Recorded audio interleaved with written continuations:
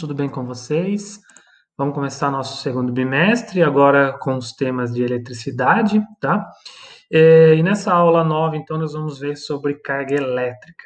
Apenas problematizando por que é importante nós estudarmos os fenômenos elétricos, porque basicamente eles estão moldando nossa sociedade atual. Então, antigamente, o homem demorou para perceber que os fenômenos elétricos estão presentes na natureza, por exemplo, num dia de tempestade, né, com as descargas elétricas na forma de raio, mas hoje em dia nós usamos ela a todo momento. Inclusive, vocês estão assistindo essa videoaula utilizando a eletricidade. Então, a eletricidade, imagina você viver sem nenhum tipo de dispositivo eletrônico hoje em dia. Então, é uma coisa que trouxe uma qualidade de vida muito grande para nós, tá? Bom, para entender um pouco de eletricidade, de carga elétrica, precisamos entender a estrutura da matéria. Isso daqui nós vamos ver com mais detalhes, né? Vocês já viram um pouquinho em química, mas vamos revisitar isso aqui no quarto bimestre. Mas basicamente, para entender a carga elétrica, ela está intimamente relacionada com os modelos atômicos. Então, você tem lá da Grécia Antiga o modelo de Aristóteles dos quatro elementos, depois passou para a teoria do Demócrito e do Leucipo com a ideia do átomo, de uma matéria não divisível. Depois esse conhecimento ele ficou parado com a Idade Média, depois com o Renascimento no século XIX, você tem o John Dalton então revisitando as ideias com o seu modelo de esfera rígida. E aí esse modelo, como se fosse uma bolinha de bilhar, você consegue então explicar diferentes ligações e estequiometrias de compostos, tá? E já no final do século XIX, então o J.J. Thomson, trabalhando com seu tubo de Crookes, ele descobre então uma carga negativa, e aí ele faz então o seu modelo denominado de pudim de passas, que é todo o átomo seria constituído de todo um volume positivo e a pequenas passas ou pequenas partículas negativas incrustadas, tá? Mas aí o grande advento vem no século XX, aí agora com as ideias principalmente de física moderna de Einstein, de Planck, começa a nascer uma nova física, aí você tem o modelo de Rutherford, que veio com os experimentos de Rutherford de espalhamento de partículas alfa por finas folhas de ouro, que é um modelo chamado planetário, simula o sistema solar, a diferença aqui é ele começa a ter um núcleo positivo e as cargas elétricas negativas rodeando em torno desse núcleo, mas ainda tinha bastante problemas com a física clássica. Então, veio Niels Bohr então, e colocou algumas ideias já da física quântica nesse modelo, e aí ele então fez um modelo que é chamado semiclássico, tá? Depois veio outros, Sommerfeld, Schrödinger, todos baseados em física moderna, mas como nós vamos estudar o eletromagnetismo clássico, em especial o advento da eletrônica, né? Então, o modelo de Bohr ele vai servir para a gente muito bem. No quarto bimestre, nós vamos voltar nisso, a falar com mais detalhe desses modelos atômicos, mas no momento aqui, vamos entender então um pouquinho melhor o modelo atômico de Bohr. Esse alemão, dinamarquês, né? Ele ganhou o nome de física em 1922 por essas ideias que revolucionaram a época, mas o que tem especial no modelo dele? Basicamente, então, nós temos um núcleo, né, composto de prótons e nêutrons, e ele detém toda a massa do átomo, e aí você tem a eletrosfera rodeada, então, por cargas negativas. A ideia aqui é o seguinte, como o átomo é neutro, então o número de prótons é igual ao número de elétrons. Aí vem um grande advento dele, é, trazido da física moderna, que as órbitas são quantizadas. Então, por exemplo, o elétron ele vai rodear então esse núcleo apenas nessa órbita ou nessas órbitas aqui. Então você tem, ele nunca vai estar em qualquer valor de órbitas, mas somente órbitas muito bem definidas. Então aqui você vem com a ideia de quantização de órbitas. E como as órbitas têm a ver com a energia que o elétron adquire, então você tem uma quantização de energia também. Bom, aí vocês também já devem ter visto na química, então nós chamamos essas camadas, essas órbitas em camadas, e cada camada então recebe um nome. A camada mais interna é K, depois L, M, N, O, P, Q. Depois com os estudos de espectroscopia, começou-se a perceber que, na verdade, essas camadas elas são divididas por algumas linhas bem pequenas, que nós chamamos de subníveis. Então, esses subníveis também recebem nome de S, P, D e F. E a ideia é que cada camada e cada subnível conseguem agrupar um número determinado de elétrons, tá? E aí o que acontece? Então, o mais importante então, é a última camada, a camada de valência, que aí vocês também já vão lembrar da química, que ela define, então, as ligações químicas. Então, os átomos, eles tendem a fazer ligações químicas baseado em sua camada de valência e seguindo a teoria do octeto, ou seja, que tem que ter 8 elétrons na sua camada de valência. E aí, veja que importante que vai ser o crucial para nós é que quem muda de um átomo para outro, né, em ligações, enfim, ou em ionizações, é o elétron. O próton sempre vai estar lá no núcleo, ligado no núcleo. Então, guardem isso. O que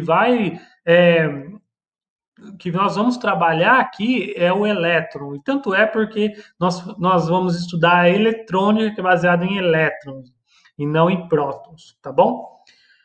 Bom, outra coisa importante que vai ficar muito clara no terceiro bimestre é as transições eletrônicas, ou seja, além de o átomo poder sair, o elétron poder sair do átomo, ele pode ainda transitar entre as órbitas. Essa transição entre as órbitas envolve transferência de energia. Então, para ele ir para uma camada mais interna, ele tem que perder energia, então ele emite energia. Isso aí se vocês quiserem ver, esse é o famoso fenômeno de, dependendo de fluorescência, fosforescência, ou ele pode também pular para uma camada mais externa, mas aí ele precisa ganhar energia. E, geralmente aqui ele absorve radiação, tá? Mas depois nós vamos voltar em um momento posterior a esse assunto. Bom, aí o que acontece? Esse cientista, o Linus Pauling, isso aqui você já deve ter visto em química também, ele conseguiu agrupar então as camadas de valência dos átomos e ele refinou o modelo da tabela periódica de Mendeleev. E aí, com isso, então, ele conseguiu agrupar elementos químicos de propriedades semelhantes. E aí, por conta disso, também ele ganhou o Nobel de Química em 54. Nós não vamos se aprofundar nisso agora, tá? O que eu quero trazer para vocês importante, então, é a questão do elétron. Então, o elétron que está na camada de valência, ele que vai transitar, vai ter mais liberdade para transitar entre os átomos, tá bom? E agora, então, nós podemos definir a eletrostática. A eletrostática, na verdade, então, nós vamos estudar todos os efeitos elétricos e cargas em repouso. Então, vamos considerar um elétron que ele está parado, ele não está em movimento. E aí, nesse bimestre, totalmente, né, ao longo dessas aulas, nós vamos estudar, então, o que acontece ao redor do elétron ali quando ele está parado.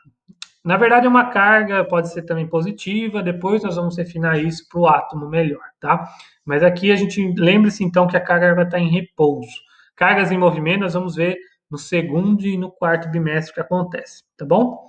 E aí vem uma grande questão, o que é carga elétrica? A verdade é o seguinte, a verdade verdadeira, é que igual a massa, os físicos e químicos ainda não têm uma definição muito boa. Os livros vão falar, é uma propriedade fundamental da matéria. Mas a verdade é que nós não sabemos ainda o que ela é. Nós sabemos que é uma característica da matéria e já nós sabemos que ela existe porque nós conseguimos medir os seus fenômenos, tá? Então isso é uma questão importante. Outra coisa importante que confunde muito aluno que está treinando para vestibular são as unidades de medida, porque aqui vai entrar bastante unidade de medida.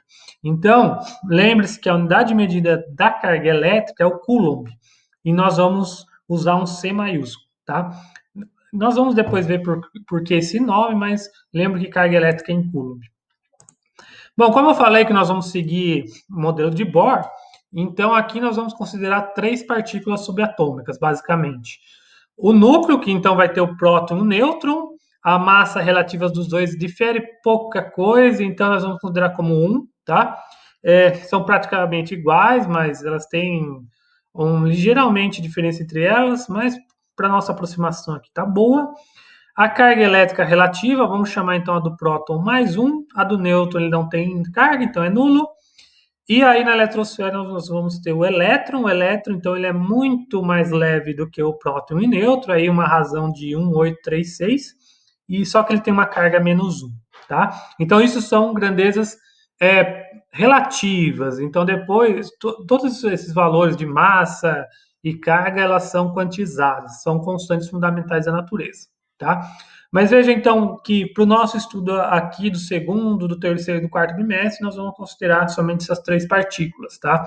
É lógico que depois, quando você vai para a física de partículas, você tem aí os constituintes básicos da matéria, mas por hora, isso daqui já é suficiente. Aí, o que acontece? A carga elétrica em si, ela tem três propriedades. Isso é importante vocês gravarem. As propriedades da carga elétrica são as seguintes. Primeiro, ela é quantizada. O que significa isso? Qualquer corpo carregado, lembra lá que é o elétron que passa de um átomo para o outro. Então, quando eu carrego um corpo, né, eu tô transferindo elétrons. Então, só que eu sempre transfiro um número inteiro de elétrons. Eu nunca vou transferir metade de um elétron, um quarto de um elétron. Isso nunca vai acontecer.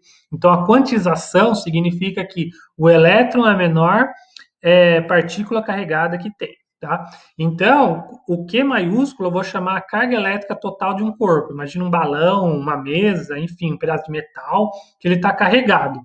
Então, o que acontece? Quando ele está carregado, ou ele vai ter mais elétrons ou ele vai perder elétrons. Então, esse N aqui, ele é o número de elétrons. Por isso que ele pode ser mais ou menos, se ele está ganhando ou perdendo elétrons, tá bom? Mas veja que ele é sempre número inteiro. Ele nunca vai ser um número fracionário, 3,6, meio, tá? É sempre números inteiros. E aí, esse Ezinho aqui, ele é o quantum de carga elétrica. Ele é o mínimo valor de carga elétrica, a carga elétrica fundamental do elétron. Isso aqui é uma constante, vocês não precisam decorar, que geralmente o exercício fornece para vocês, mas é um valor único na natureza que vale 1,6 aproximadamente, 10 a menos 19 coulombs. Então, qualquer corpo carregado vai ser um múltiplo inteiro dessa carga elétrica fundamental. Então, essa é a primeira propriedade, quantização. A segunda é a polarização. Polarização é a ideia que existem cargas positivas e negativas. É o contrário da massa, que só tem massa positiva. Então, é uma característica. Tem carga positiva e negativa, então, como resultado, eu tenho dois tipos de interação. Lá na massa, só tem um tipo de massa, então só tem um tipo de interação, que é a atração. Aqui eu tenho dois tipos de carga, então eu tenho dois tipos de interação, que é atração e repulsão. Isso daqui você já deve ter visto, então cargas de sinais iguais, elas sempre vão se repelir, cargas de sinais diferentes, elas vão se atrair. Tá? E a última propriedade da carga elétrica é a conservação. O que significa isso? Isso daqui é um dos pilares da física, tá? É uma lei inquebrável, tanto no mundo cosmológico quanto no mundo quântico, que a carga elétrica ela se conserva. Ou seja, se eu fizer um processo aqui de eletrização, tirar 50 elétrons de um corpo, eu tenho que colocar 50 elétrons no outro corpo. Eu nunca vou aparecer com 49 ou 51, tá? A ideia aqui, então, é que a carga se conserva, tá? Então, qualquer processo que eu fizer, a carga inicial, a carga elétrica total do corpo, Q maiúsculo inicial, tem que ser igual ao final, tá? Então, eu nunca vou perder essa carga elétrica. São essas três propriedades. E aí, a partir disso, nós temos as propriedades de eletrização, os processos de eletrização. E o que são isso? São como nós podemos eletrizar, carregar um corpo. Aqui também é uma coisa que confunde quando você está tratando de vestibulares. Você tem sempre que lembrar que o que atravessa um átomo para o outro são elétrons. O próton ele fica parado lá no núcleo. Então, quando eu tenho um corpo carregado positivamente, quer dizer que eu tenho mais prótons do que elétrons, ou seja, ele perdeu elétrons. Então, quando você vê um Q maiúsculo positivo, ele está com deficiência de elétrons. Quando você vê um Q maiúsculo, um corpo carregado com Q negativo, quer dizer que ele tem mais elétrons do que prótons, ou seja, ele recebeu elétrons, tá? Grave isso que é importante. Bom, os modos de eletrizar um corpo são três. O primeiro é o atrito, então, igual está mostrado nessa figura aqui. Simplesmente eu deixo em contato, esfrego dois corpos, tá? Então, quando eu esfrego, eu tenho transferência de cargas. Então, um corpo vai perder elétrons, o outro vai ganhar. Eu tenho dois corpos com cargas iguais, mas com sentidos diferentes. O segundo processo é contato, então aqui a ideia é eu tenho um corpo carregado, eu deixo em contato com o outro, a carga elétrica vai se distribuir entre os dois corpos e quando eu separo, ela está dividida igualmente entre os dois, tá? Então, nesse caso aqui, eu tenho a carga final, cada corpo vai receber metade da carga inicial, e eu tenho dois corpos carregados com o mesmo sinal de carga. E o último é o por indução. Indução envolve você não tocar o corpo carregado. A ideia é o seguinte: você vai aproximar um corpo carregado, você não vai tocar, somente aproximar. Isso vai induzir cargas na superfície, né, localmente na superfície do corpo, e aí a carga oposta vai ficar no outro lado do corpo, porque o corpo como em si está nulo. E aí simplesmente você faz uma transferência ou com o dedo ou fazer um aterramento e você escoa esse lado de cargas para ficar nulo. E aí quando você afasta, desfaz o aterramento, afasta o corpo, você tem um corpo carregado. Então primeiro você aproxima e induz cargas à superfície aqui, cargas opostas são induzidas aqui, e aí você transfere essas cargas para um aterramento, por exemplo, anula a região localmente aqui as cargas, afasta tudo e aí você tem um corpo carregado.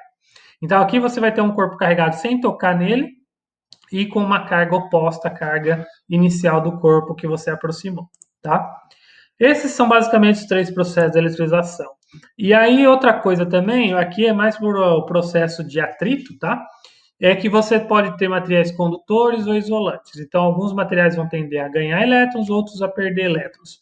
E aí você tem essa série triboelétrica, é uma tabela empírica, basicamente assim: se você atritar dois corpos, quem vai ficar positivo e quem vai ficar negativo? A ideia é o seguinte: por exemplo, se eu atritar lã com algodão, tá? Então aqui indica o corpo que vai tender a ficar mais positivo e o corpo que vai tender a negativo. Se eu atritar a lã e o algodão, então a lã ela está mais próxima do positivo, ela vai tender a perder cargas e o algodão ele vai tender a receber esses elétrons. Outro exemplo, imagine que eu atrito couro com filme PVC. Então o couro ele vai tender a perder elétrons e o PVC vai tender a receber. Então essa série triboelétrica serve para você ver quem vai receber, quem vai doar elétrons quando você atrita dois corpos, tá? Vamos fazer dois exemplos rápidos, tá? Então imagine que eu tenho quatro esferas, três delas estão nulas. Aí a esfera A está com uma carga aqui. Eu vou fazer então um contato em seguida, né, com as três esferas. Eu quero saber qual é a carga final de D. Bom, quando eu toco A com B, então, como eu falei, as cargas elas vão se distribuir homogeneamente nos dois corpos e quando eu afasto, a carga vai se dividir por dois. Então, aqui eu tenho metade da carga em cada corpo. E o corpo C e D ele continua nulo porque não participou do processo. Agora eu vou juntar A com C. Novamente, quando eu junto, as cargas se distribuem e elas vão se dividir proporcionalmente pela metade. Então, eu vou ter Q sobre 4. E aí, por último, vou juntar com D, e aí, novamente, então, eu vou ter a metade do Q sobre 4, que é Q sobre 8. Então, a resposta, que a carga elétrica do corpo D é Q sobre 8. Detalhe importante, lembra que eu falei que a carga é quantizada. Então, esse Q aqui, ele é um múltiplo inteiro da carga elétrica do elétron, ele não é a carga do elétron. Então, aqui eu estou obedecendo a quantização, porque aqui pode ser 100 elétrons, 1 milhão de elétrons. Então, quando eu divido por 8, isso daqui ainda vai dar um número inteiro, tá? Outro exemplo, então eu tenho um eletroscópio. O eletroscópio ele é um instrumento simples que você usa para detectar cargas elétricas. Ele é baseado na eletrização por indução. Então, o que acontece? Ó, ele quer que eu detalhe o que acontece em cada processo. Então, aqui eu tenho um eletroscópio, ele é uma bolinha presa a uma haste e lá embaixo ele tem duas folhas metálicas. A ideia é o seguinte: quando o corpo está carregado, as esferas, as lâminas metálicas, elas vão se eletrizar, então elas vão se afastar. Quando ele não está carregado, elas se aproximam. Então, só de você ver a lâmina, você sabe se o corpo que está próximo está carregado ou não. Bom, o que acontece aqui? O eletroscópio ele tá nulo.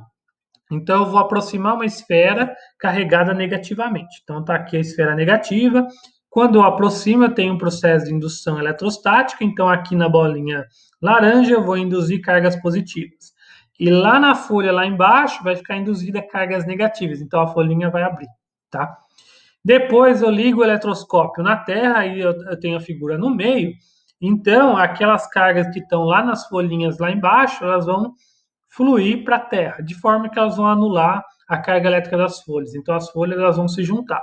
Mas a bolinha laranja ela vai continuar com as cargas positivas porque ela está sendo induzida pela esfera azul negativa. Depois eu desfaço a ligação com a Terra e afasto o corpo eletrizado. O que eu vou ter no final? Então, quando eu tiver afastado tudo isso, essas cargas positivas vão se distribuir ao longo do eletroscópio, eu vou ter um eletroscópio carregado com cargas positivas, ok? Então, esse daqui é um processo de indução eletrostática. Eu carreguei o corpo sem tocar a esfera azul nele, tá? Gente, basicamente era isso. Espero que tenham entendido. Até a próxima. Tchau, tchau.